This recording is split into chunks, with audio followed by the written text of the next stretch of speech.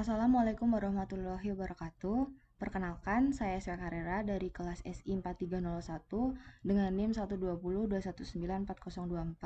Di sini saya akan menyampaikan terkait penggunaan message broker di dalam RapidMKey untuk tugas Enterprise Application Integration. Nah, di sini saya akan menyampaikan terkait apa itu message broker.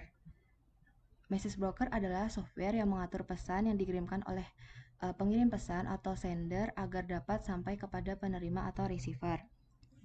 Nah, di dalam message broker sendiri terdapat salah satu tools yang digunakan untuk sebagai middleware di dalam message broker, yakni ada RapidMKey. Dalam peranannya si RapidMKey ini sebagai kantor pos, artinya setiap berkirim pesan, si pengirim pesan atau sender ini perlu mengirim ke kotak pos, baru dari kotak pos ini akan dikirimkan kepada penerima atau receiver. Berikut step by step dalam menggunakan RapidMKey. Yang pertama itu masuk ke dalam tab Exchange dan membuat exchange baru dengan nama pengirim. Kemudian membuat tempat pesan di mana di tab Queue untuk menampung pesan dan kemudian add queue. Nah, setelah itu klik exchange dan kembali di bagian pengirim, lalu buat binding pesannya kemana. Nah, dari binding itu akan diarahkan dari queue itu tempat pesannya mau kemana. Kemudian di publish message, di dalam publish message ini terdapat payload atau isi dari pesannya. Nah, dari isi pesannya ini kita dapat mengisi pesannya dan kemudian mengirimkan pesan dengan publish message. Nah, dari publish message itu kemudian dapat membaca pesannya di queue tadi dan dengan klik tempat pesannya tadi dan melihat bagian menu pada get message. Untuk lebih jelasnya, saya akan mendemokan terkait penggunaan RapidMKey. Nah, yang pertama dari RapidMKey ini kita pergi ke menu Exchange. Kemudian di menu Exchange ini kita dapat menuliskan pengirim, kemudian Exchange. Kemudian setelah Exchange maka akan masuk ke QWW. Di dalam queue ini kita akan buat queue baru dengan nama tempat pesan. Kemudian add queue. Nah, setelah tempat pesan terbentuk, kemudian kembali ke Exchange. Nah, di Exchange tadi klik di bagian pengirim.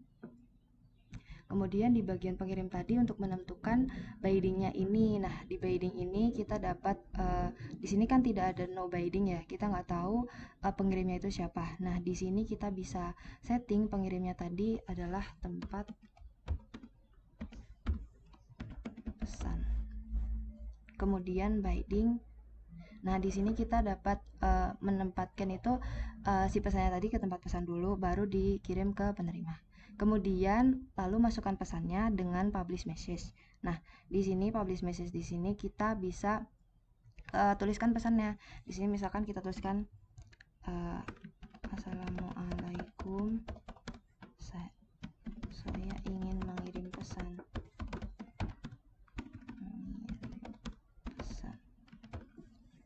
Kemudian pesan lalu di publish message.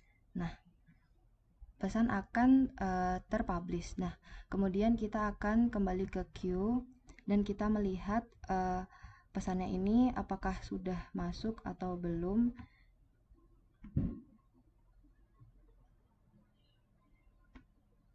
Nah, di sini sudah masuk pesannya. Pesannya masuk 1, kemudian kita lihat di bagian get message. Nah, untuk get message ini kita bisa melihat pesannya tadi yang dimasukkan itu seperti apa.